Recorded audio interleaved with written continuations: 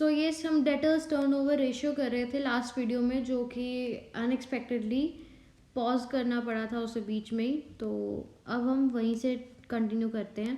सो debtors turnover ratio में क्या होता है कि जो नेट क्रेडिट सेल्स होती हैं उसके वो ऊपर होता है और नीचे होता है average accounts receivable. Average accounts receivable होता है डेटर्स, ठीक है, जो हमें डेट मिल रहा है, ठीक है। तो जो रेशियो होती है, ये रेशियो क्या शो करती है, हमें ये शो करती है कि कितनी बार हमें अमाउंट जो है वो रिसीवेबल है, कितनी बार हो रहा है, मतलब हाउ मेनी टाइम्स, कितनी बार जो डेटर्स हैं वो टर्नओवर हो रहे हैं ड्यूरिंग द ईयर, कितनी बार हमें मिल रहे हैं। अगर if the figure of net credit sales is not available, अगर नेट क्रेडिट सेल्स नहीं अवेलेबल हैं तो हम नेट सेल्स भी यूज़ कर सकते हैं। जितना ज़्यादा डेटर्स टर्नओवर होगा उतनी ज़्यादा एफिशिएंसी होगी क्रेडिट मैनेजमेंट की, ठीक है। Average collection period, average debtors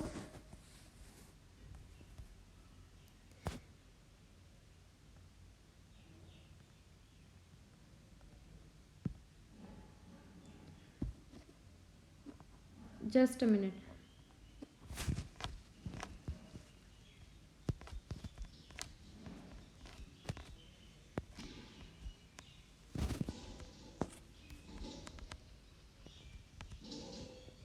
Here, average collection period, average debtors over average daily credit sales।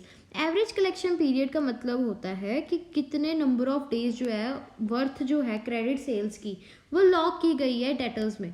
मतलब जो एवरेज कलेक्शन पीरियड है वो ये रिप्रेजेंट करता है कि कितने दिनों की जो वर्थ ऑफ क्रेडिट सेल्स है वो लॉक की गई है डेटर्स के अंदर, ठीक है।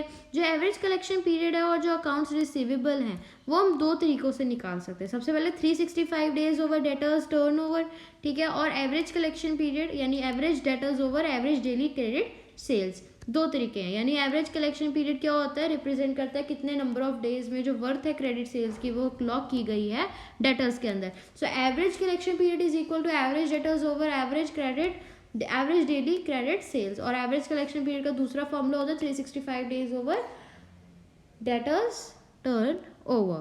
Fixed assets turnover measures, अब fixed asset turnover, this is the last one, fifth one. So fixed asset turnover ratio measures sales per rupee of investment in fixed assets।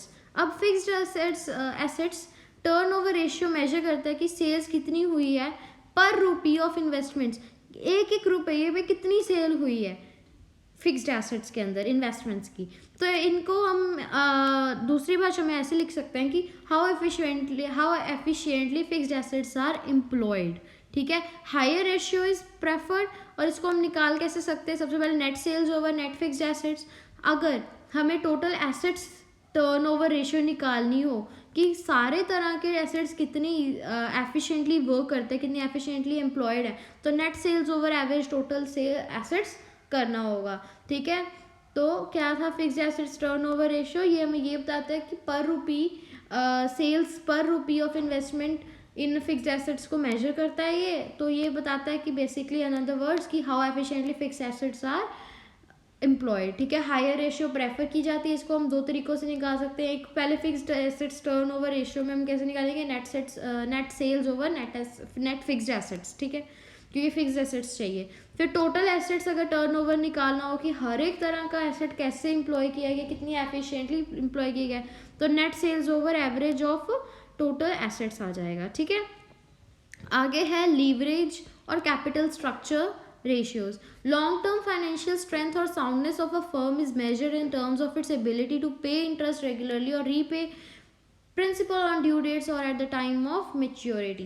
इसका मतलब क्या है कि जो लॉन्ग टर्म फाइनेंशियल स्ट्रेंथ होती है या साउंडनेस होती है किसी भी फर्म की, तो हम उसे मेजर करते हैं कि वो कितनी जल्दी या कितनी उसकी एबिलिटी क्या है कि वो कितनी रेगुलरली अपना इंटरेस्ट पे कर सकती है या प्रिंसिपल जो है वो रीपे कर सकती है मेच्योरिटी डेट पे। यहाँ पे अब हम क्या बात कर रहे हैं, डेट की बात कर रहे हैं, ठीक है। तो इस long term solvency of a firm को हम जज करते हैं लीवरेज या कैपिटल स्ट्रक्चर रेशियो से। सो ब्रॉडली दो सेट होते हैं इसके। फर्स्ट रेशियो जो होता है वो रिलेशनशिप होता है एक बोरोड फंड और ओनर्स फंड में, जो कि बैलेंस शीट में कंप्यूट किया जाता है।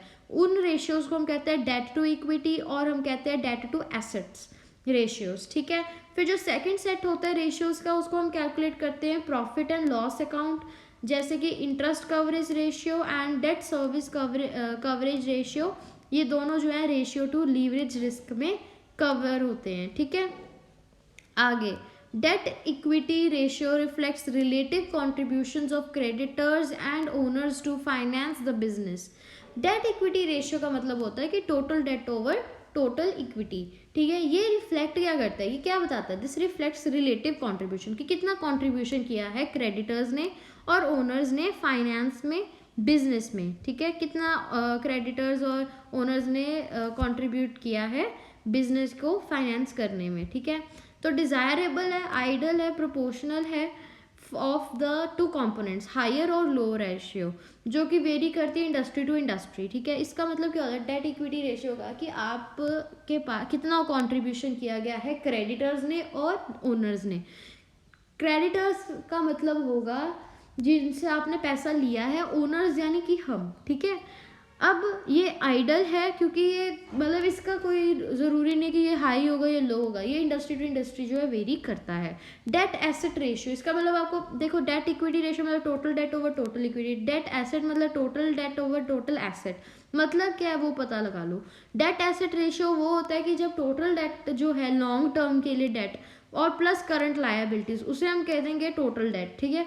डेट प्लस करंट लायबिलिटीज, ठीक है। तो टोटल एसेट्स होते हैं जो जिनके अंदर कैपिटल प्लस करंट लायबिलिटीज होती हैं, तो टोटल एसेट्स को is equal to capital, permanent capital plus current liabilities. फिर हम इनको क्या करते हैं, सॉल्व करते हैं। जो सेकंड सेट होता है कवरेज रेशियोज का, वो मेजर करता है क्या रिलेशनशिप होता है उनका, proceeds from the operation of the firm and claims from outsiders. ये ऑपरेशन क्या मतलब क्या है, फर्म क्या कर रही है और कितना बाहर वालों का इस पे क्लेम है, वो चीज़ यहाँ पे हम डिस्कस करेंगे। इसके भी दो ही फॉर्मूलाज हैं, ठीक है। Interest coverage ratio, interest coverage ratio मतलब interest before interest and taxes over interest, मतलब जो भी पैसा हमने पहले इंटरेस्ट से कमाया और टैक्सेस से पहले कमाया था वो, उसके ऊपर interest. Higher the interest coverage ratio better is the firm's call ability to meet its interest burden. The lenders use this ratio to assess debt servicing capacity of a firm, ठीक है। Interest coverage ratio का मतलब है कि जितनी भी हमारे पास जितना पैसा था इंटरेस्ट और टैक्सेस से पहले, जितनी हम अर्न कर रहे थे उसके अंडर इंटरेस्ट, ताकि हमें जितना ज़्यादा इंटरेस्ट कवरेज रेशियो होगा उतनी ज़्यादा अच्छी जो फर्म की एबिलिटी होगी कि वो जितना भी इंटरेस्ट है उसको मीट कर सके, ठीक है। तो जो लेंडर्स हैं वो ये रेशियो यूज़ करते हैं असेस करें, ताकि वो debt servicing capacity of a firm, कि वो कैसे डेट को जो है असेस कर सकते हैं किसी भी कैपेसिटी ऑफ अ फर्म से, ठीक है। Date service coverage ratio DSCR, this is one of the important one, क्योंकि इसका आप खुद ही देखो फॉर्मूला कितना बड़ा है, ठीक है। तो is more comprehensive and APT to compute debt service capacity of a firm, ठीक है। तो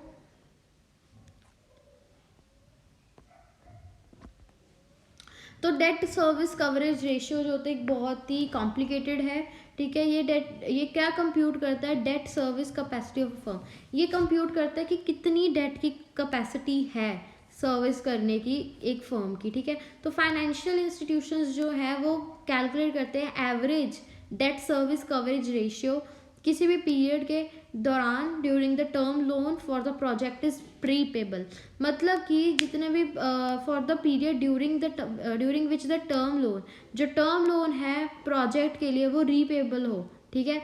जो डेट सर्विस कवरेज रेशियो है उसको हम इस तरीके से लिख सकते हैं, profit after tax plus depreciation other than non cash expenditure, interest on term loan plus repayment of term loan, ठीक है।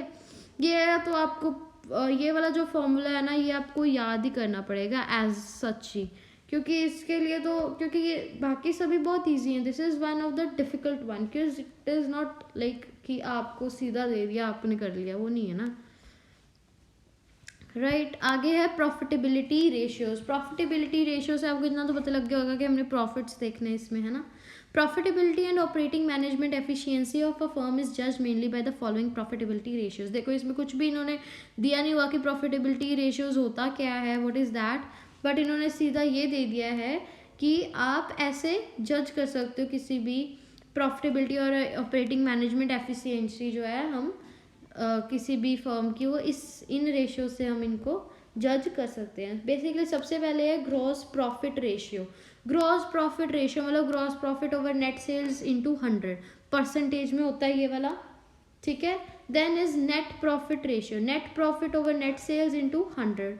Then return on total assets, ये वाले जो होते हैं ये इन्वेस्टमेंट से रिलेटेड होते हैं, ये वाले जो थे वो प्रॉफिट से रिलेटेड है। देखो जो ग्रॉस प्रॉफिट रेशियो था वो gross profit over net sales into 100 था, नेट प्रॉफिट रेशियो था net profit over net sales into 100। आगे है रिटर्न ऑन टोटल एसेट्स, कितना हमें टोटल एसेट्स पे रिटर्न मिल रहा है।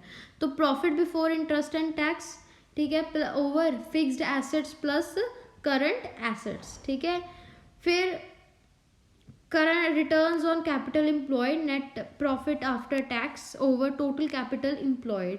है total capital is employed is equal to total fixed assets plus current assets minus current liabilities. मतलब आप यहाँ से ये देख लो ना, टोटल फिक्स्ड एसेट्स तो है ही है, ये इनको माइनस करके फिर इसमें ऐड कर दो, ठीक है, राइट। फिर आगे है आपके पास कि returns on shareholders equity, मतलब net profit after tax average total shareholders equity और net worth. Net worth include shareholders equity capital plus reserves and surplus.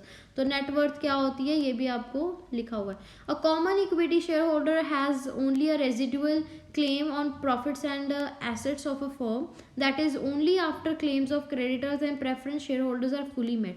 The equity shareholders receive a distribution of profits or assets on liquidation. A measure of his well-being is reflected by return on equity. There are several other measures to calculate return on the shareholders equity, of which the following of the stock markets related ratio. अब ये जो है stock market related ratios हैं। Earning per share हमने profit and loss वाली sheet में देखा था। अर्निंग पर शेयर होता है कि ये मेजर करता है profit available to the equity share per share, ठीक है। इक्विटी शेयर होल्डर्स को कितना प्रॉफिट अवेलेबल हो रहा है पर शेयर में, और ये अमाउंट जो होता है ये हर एक शेयर के ऊपर दिया जाता है, ठीक है। इसको हम कैलकुलेट करते हैं dividing the profits available to the share holder over number of the ordinary share outstanding shares, ठीक है।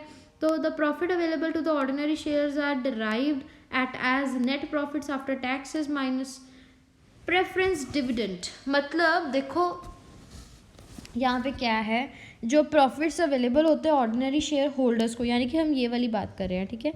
तो ये कैसे निकलते हैं, net profits as net profits after tax minus, तो ये बेसिकली होते क्या है, नेट प्रॉफिट्स होते हैं जो कि टैक्स माइनस प्रेफरेंस डिविडेंड कर दे। तो जो हमारे पास वैल्यू आती है वो नेट प्रॉफिट्स होते हैं, और जो नेट प्रॉफिट्स होते हैं वो ऑर्डिनरी शेयर होल्डर्स होते हैं, जो प्रॉफिट्स अवेलेबल होते हैं उन्हें, ठीक है।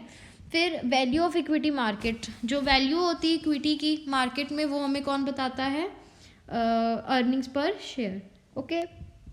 Next is price earnings ratio, last ratio of this whole chapter.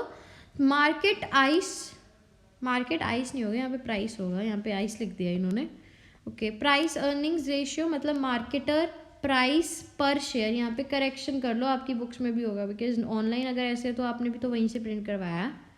तो this is price, so marketer price पर शेयर ओवर ईपीएस। ईपीएस जो आप यहाँ निकालोगे वो आप इसके अंडर लिख दोगे, clear. So this was all for this chapter. यहाँ पे आपको एक बैलेंस शीट दिया गया है। अब आप क्या करोगे, इसको सॉल्व करने की कोशिश करो। कैसे सॉल्व करोगे, लेट मी टेल यू। पहले करंट रेशियो निकाल लो, टर्नओवर रेशियो निकाल लो, इन्वेंट्रीज निकाल लो, ठीक है। ये सारी आपको यहाँ दी हुई है। क्विक रेशियो क्या थी, that was asset test ratio, या that was quick ratio as well, ठीक है। तो ये सारी आपको आनी चाहिए, कैसे करना है, ठीक है। डेटर्स, एवरेज कलेक्शन पीरियड, ये सारे आप जब सॉल्व करोगे, दिस आर ओनली फॉर्मूलाज याद कर लोगे, आपको ये भी पता लग जाएगा। इसमें थ्योरेटिकल पार्ट बहुत कम है, लेकिन जितना भी है वो सारा इंपॉर्टेंट है, तो आपको वो सारा आना चाहिए, और इसकी एग्जाम्पल ज़रूर बिल्कुल मत छोड़ना। चलो ये भी डिस्कस कर लेते हैं एब्रीवेशंस। एब्रीवेशंस भी जो है ना आपको ये सारी आनी चाहिए, क्योंकि पेपर के अंदर कुछ भी आ सकता है और वो कुछ भी पूछ सकते हैं, तो आपको पहले ही पता होना चाहिए क्या क्या है, क्या क्या चीज़ें हैं, ठीक है। Okay, so this was all and I have completed this whole book, chapter 10 तक कर दिया गया है।